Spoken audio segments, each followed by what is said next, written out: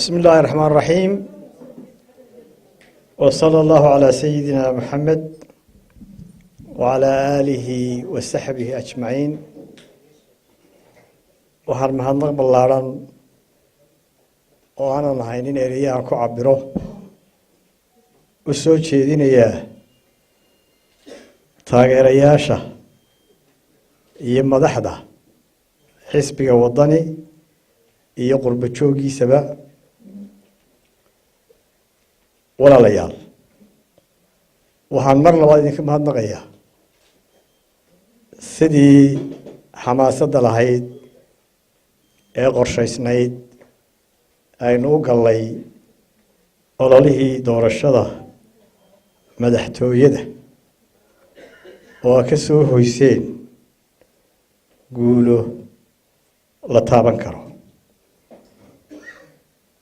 walaalayaal jamhuuriyadda somaliland waxay soo martay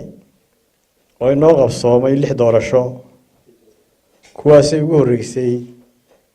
doorashadii golaha deegaanka ee 2002 oo aan dhammaantood ka qayb galay doorashada ugu horreysay 2002 waxaan ka mid ahaa hawlwadeennadii ku guuleystay inay soo saaraan xisbiga qaran ee ucid waxaa kaloo inoo qabsoomay 2 doorasho madaxweyne oo inoo kala qabsoomay 2003 iyo 2010 waxaynu qabanay doorashadii golaha wakiilada 2005 oo aan ka ahaa musharax kana noqday gudoomiyaha golaha wakiilada oo aan xilkaana hayay muddo 12 sano 2011 aniga iyo saaxiibo badani oo rag iyo dumar bali waxaanu aasaasnay xisbiga wadani oo ah maanta xisbiga qaran oo is leeyahay waa ka ugu baaxadda weyn axsaabta jamhuuriyadda somaliland waxaana maraka ah intiina halkan fadhida oo ka soo kala jeeda dhammaan gobollada jamhuuriyadda somaliland lawyacdo taleex iyo badhan inta u dhaxaysa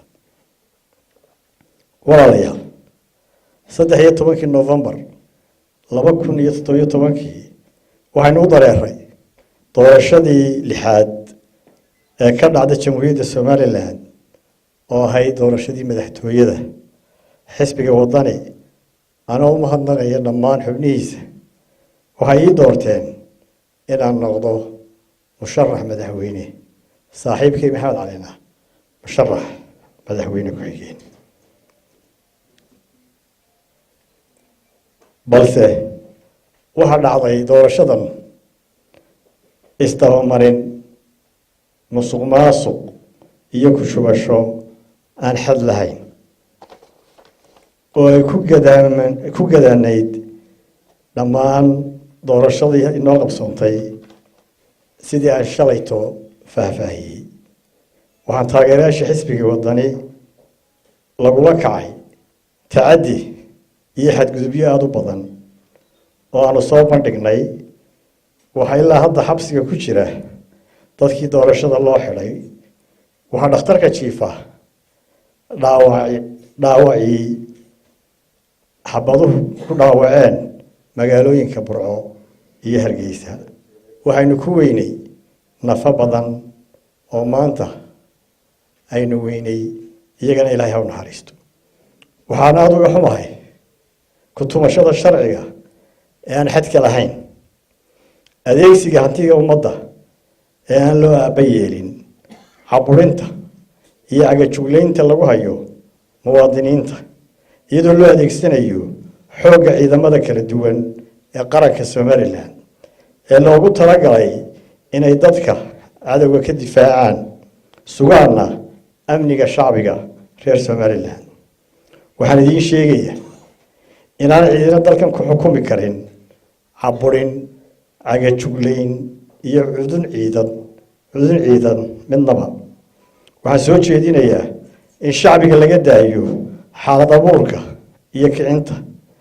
iyadoo meelo aan loo baahnayn magaalooyin iyo xaafado gaar ah la geeyey ciidamo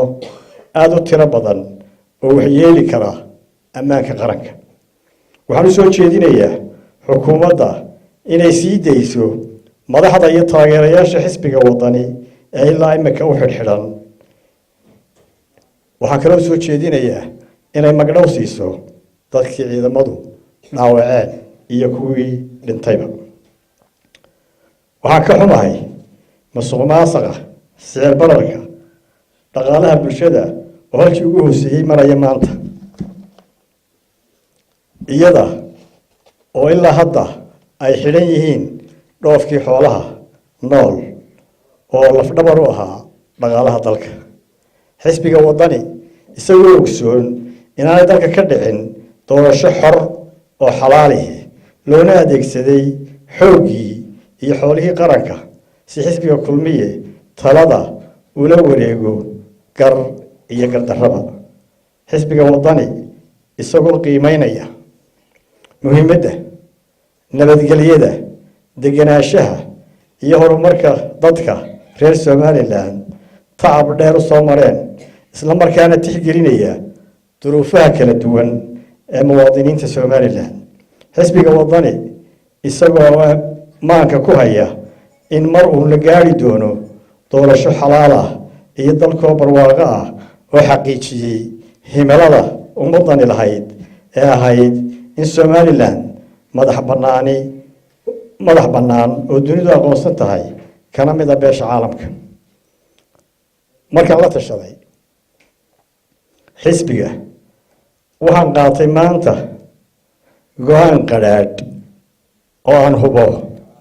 inaanu farax gelinaynin taageerayaasha codkooda la boobay, kaasoo ah mid lagu badbaadinayo midnimada ummadda Somaliland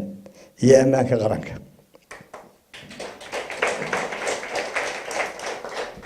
umaan tanaasulin Muuse Biixi, umaan tanaasulin kulmiye, waxaan u tanaasulay nabadda, wadajirka iyo midnimada ummadda Somaliland.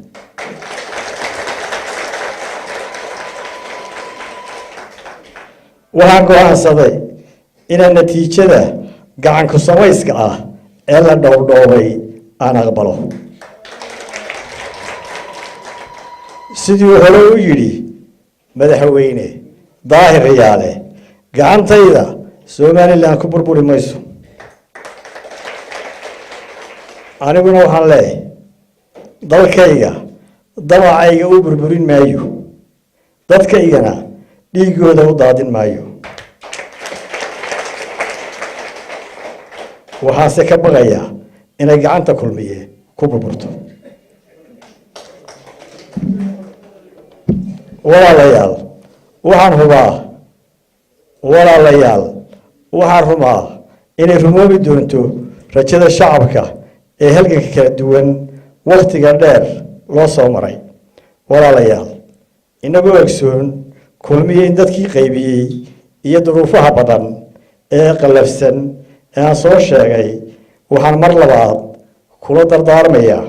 shacbiga Somaliland isku duubnaada dadkaygow oo adkaysta waayaha adag ee aynu gallay.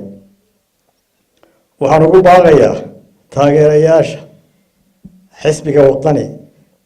meel kastoo joogaan inaanay u dheganuglaanin xaalad abuurka xisbiga kulmiye ka wado dhammaan deegaanada jamhuuriyadda Somaliland. waxaan ugu baaqayaa inaynu ka fogaano banaanbax iyo iskiroomaad ciidamada. madaxweynaha cusub wuxuu la kowsaday